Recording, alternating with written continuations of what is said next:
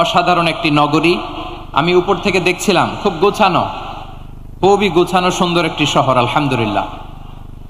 আর পাশেই আছে আপনাদের বিশাল সমুদ্র সৈকত, যেখান থেকে সূর্যোদয় সূর্যাস্ত একসাথে দেখা যায়, ঠিক কিনা বলেন? আমার প্রাণপ্রিয় পটুয়াখালীবাসী ভাইরা, বিশেষ দুটি কারণে বরিশাল বিভাগের প্রতি আমার আলাদা একটা ভালো লাগা। এর কারণ, এই অঞ্চলে আলেম ওলামা বেশি, ঠিক কিনা বলেন? আজকের এই প্রোগ্রামে অনেক কওমি মাদ্রাসার মুহতামিম সাহেবরা এসেছেন, আমি শুনেছি। আলিয়া মাদ্রাসার প্রিন্সিপাল হুজুররা এসেছেন, খতিব সাহেবরা এসছেন, ইমাম সাহেবরা এসছেন, মুয়াজ্জিন সাহেবরা এসছেন। এই বিভাগে আলেম ওলামা বেশি। তার প্রমাণ, এখানে এই বরিশালের ভেতরে আছে সারসিনা দরবার, ঠিক কিনা বলেন? অনেক হাক্কানি একটা দরবার। সারসিনার মরহুম পীর সাহেব হুজুরের খেদমত করেছি আমি অনেকবার, সুযোগ হয়েছিল আমার ছাত্র জামানায়। তো ওনাদের মাদ্রাসা কেন্দ্রিক অনেক খেদমত, আলহামদুলিল্লাহ।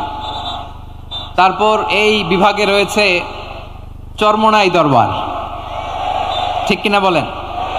ওনাদেরও বিশাল মাদ্রাসা, ধর্মীয় অঙ্গনে, মাদ্রাসা অঙ্গনে, রাজনৈতিক অঙ্গনে ওনাদের অনেক খেদমত। তারপরে এখানে আছে ঝালকাঠি এনএস কামিল মাদ্রাসা। আমরা কায়েদ সাহেব হুজুরের কথা শুনেছি, আল ইত্তেহাদ মা আল ইখতিলাফ, মতবিরোধের সাথে ঐক্য, অসাধারণ কথা। তো এই সমস্ত বড় বড় আল্লাহওয়ালাদের আগমন এই ভূখণ্ডে হওয়ার কারণে এখানে ধর্মীয় বিশৃঙ্খলা, মারামারি কম, আছে ঐক্য, ঠিক কিনা বলেন? বরিশাল বিভাগের প্রতি আমার বিশেষ ভালোবাসার এটা একটা কারণ। 2 নম্বর কারণ হচ্ছে, আমি ঢাকাতে যে মাদ্রাসায় পড়াশোনা করেছি, দারুন নাজাত সিদ্দিকিয়া কামিল মাদ্রাসা, আমার মাদ্রাসার শিক্ষক মন্ডলীর অধিকাংশ হচ্ছে এই বরিশালের, আলহামদুলিল্লাহ।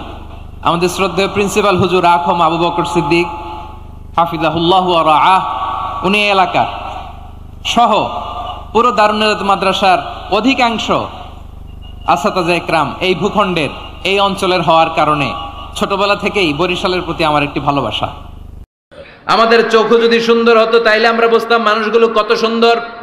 আমরা মনে করি ধলা হইলেই সুন্দর, কয় ধলা ধলা এটা সুন্দর, ডাকাইত, এগুলো ডাকা। একটা মানুষের চেহারা স্কিন যদি কালো হয়, এর মধ্যে একটা সৌন্দর্য আছে না নাই? একটা মেয়ের স্কিন যদি কালো হয়, তারপরও চেহারায় সৌন্দর্য আছে না নাই? কয় না হুজুর, আমার বউ সুন্দর না, কালা কালা, আছে না নাই? তুই ডাকাইত, তুই কি ডাকাইত। একজন মানুষের চেহারা যেরকমই হয় আপনি খেয়াল করে দেখবেন, তারপরও তার অবয়বের মধ্যে একটা এক্সট্রা অর্ডিনারিটি আছে, কারোর সাথে কারোটা মিলে না। সুবহানাল্লাহ পড়েন।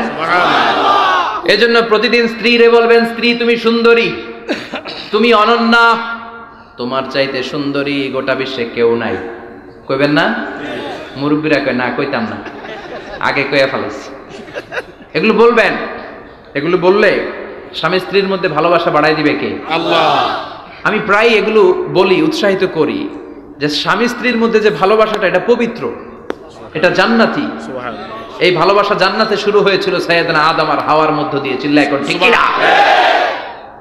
স্বামী স্ত্রী দুইজনে একের হাতের সাথে আরেকজনের হাত মিলালে হাতের সগীরা গুনাহ মাফ করে কে? আল্লাহ। স্ত্রীর চেহারার দিকে নজর করে তাকালে চোখের গুনাহ মাফ করে দেয় কে? আল্লাহ। স্ত্রীর জন্য প্রতি মাসে যে খরচ দেন, এই টাকাগুলো সদকা দেওয়ার সওয়াব আছে না নাই? আছে। স্ত্রীকে যে দামি দামি ভ্যানিটি ব্যাগ কিনে দেন, এইটা তো সওয়াব আছে না নাই? আছে। কক্সবাজারে ঘুরতে নিয়ে গেলে সওয়াব আছে না নাই? আছে। ফুল কিনে দিলে সওয়াব আছে না নাই? আছে। ভালোবাসার গান শোনাইলে সওয়াব আছে না নাই? তোমারে লেগেছে কত যে ভালো, চাঁদ বুঝি তা জানে, রাতেরও আধারে দোসর হয়ে তাই সে আমারে টানে, চাঁদ বুঝি তা জানে। ঠিক কিনা? আজকে পারবেন না শোনাইতে রাত্রেবেলা? পারবেন? পারবেন? পোলাপাইন কয় পারবো। তো কত বেটা বিয়েই হয় নাই, বিয়ার পরে শোনাইস। তো এই ভালোবাসার গানগুলো শোনালে নিজেদের মধ্যে একটা ইন্টিমেসি তৈরি হয়। বিশ্বনবী এরকম স্ত্রীর সাথে খুনসুটি করতেন, ভালোবাসা করতেন। এটা হালাল, কিন্তু এটা জায়গা মতো না করে ভাবির লগে করলে মায়ের আছে না নাই? আছে। ভালোবাসার গান জায়গা মতো শোনাতে হবে। স্ত্রীকে ভালোবাসার গান না শুনিয়ে যদি চাচাতো বোনরে শোনাও, শালীরে শোনাও, পাড়ার মেয়েদের সাথে যদি টাঙ্কি মারো, ফিল্ডিং মারো, মায়ের আছে না নাই? তার মানে জায়গা মতো করলে সব সওয়াব। সুবহানাল্লাহ পড়েন। আর বিয়েটারে সহজ করে দিবেন। আমি তো সব জায়গায় বলি বিয়েটাকে সহজ করে দেন, আমরা বিয়েটারে কঠিন করে ফেলছি।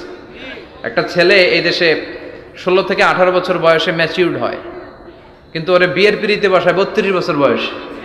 তো বাকি 32 বছর কি আঙ্গুল চুষবে? কথা কন, কি করবে? ও যে পাপ কাজ করে, ও যে পর্নোগ্রাফি দেখে, ও যে মাস্টারবেশন করে, এগুলোর পার্সেন্টেজ গুনাহ মা বাবার আমলনামায় আছে না নাই? মা বাবার এত সহজে পার পেয়ে যাবেন না। ছেলে মেয়েগুলারে সময় হলে বিয়ে দিয়ে দেন। বিয়ের চেয়ে ভালো কাজ পৃথিবীতে আছে? যেই সমাজে বিয়ের খরচ বেড়ে যায়, ওই সমাজে জেনার খরচ কমে যায়। বিয়ে করতে লাগে 10 লাখ, জেনা করতে লাগে 500 টাকা। কথা কন। এজন্য জেনাকে সহজ করবেন না বিয়েকে সহজ করবেন? বিয়ের কথা কইলেই পোলারা কয় তুই নিজের পায়ে দাঁড়া। তো এতদিন ও কার পায়ে দাঁড়াইছে? সহজ করবেন তো নোয়াখালীর ভাইয়েরা? আল্লাহ তুমি বুঝ। খেয়াল রাখবেন, রাসূল সাল্লাল্লাহু আলাইহি ওয়াসাল্লাম ঘরে ঢুকলেই 2 কাজ। 1 নাম্বার সালাম, 1 নাম্বার আম্মা জান আয়েশা বলেন, এত বছর বিষ্ণু সাল্লাল্লাহু আলাইহি ওয়াসাল্লামের সাথে সংসার করলাম, একদিনও আমি আগে সালাম দিতে পারিনি। মাঝে মাঝে পর্দার আড়ালে লুকিয়ে থাকতাম, কিন্তু দূর থেকে আমাকে সালাম দিয়ে দিত মুহাম্মদ সাল্লাল্লাহু আলাইহি ওয়াসাল্লাম। ঘরে ঢুকেই তিনি সালাম দিতেন। 2 নম্বরে কি করতেন? 2 নম্বরে মেসওয়াক করতেন। মেসওয়াক কি সেন্স দেখেন!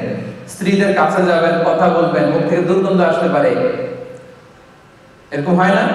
যেন সোশ্যাল ইন্টারঅ্যাকশন যখন করবেন মুখ থেকে যেন দুর্গন্ধ না আসে। ব্রাশ করে যাওয়া, মেসওয়াক করে যাওয়া, অথবা মিন্ট গাম চাবানো, চুইং গাম, যেটা থেকে সুঘ্রাণ আসে। রাসূল সাল্লাল্লাহু আলাইহি ওয়াসাল্লাম ঘরে ঢোকার আগেই প্রথমে সালাম, তারপরে তিনি মেসওয়াক করতেন।